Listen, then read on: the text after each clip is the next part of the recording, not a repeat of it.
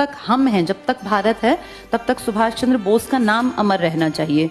क्योंकि उस आदमी ने बेटा ये सोचो 48 साल की उम्र थी और इतना ज्यादा अपने आप को पूरी तरह से लुटा दिया।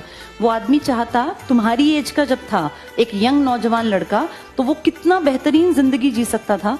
तुम्हारी एज से और परिमल सर की एज, इस एज के बीच में उस आदमी ने अपनी पूरी जिंदगी लगा दी भारत की आजादी के लिए। और उनका ये मानना था कि आजादी भीख में मिलने की चीज नहीं है, इसलिए उनका और गांधी का क्लैश होता था। उन्होंने कहा था अपने हक के लिए लड़ना पड़ता है। तभी ये जो नारे थे ना उनके, उन्हें यही बात तो कही थी ना कि तुम मुझे खून दो, मैं तुम्हें आजादी दूंगा।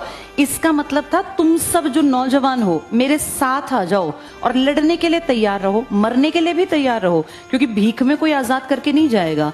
इसका मतलब ये बिल्कुल नहीं था कि मरना ही मरना है, लेकिन ये था कि मेरी फौज इतनी बड़ी हो कि मैं लड़ सकूं। उन्होंने ही नारा दिया था दिल्ली चलो, क्योंकि दिल्ली उस टाइम पे गढ़ था अंग्रेजों का।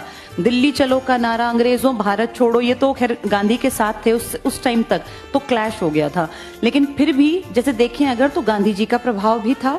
देश की आजादी के लिए अपनी भी जान न्यौछावर कर दी, कभी भी किसी की हाँ में हाँ नहीं मिलाई। अगर गांधी से देखें तो मन भेद कभी नहीं रखा। गांधी जी के साथ मतभेद था, गांधी जी मेरा मत अलग आपका अलग।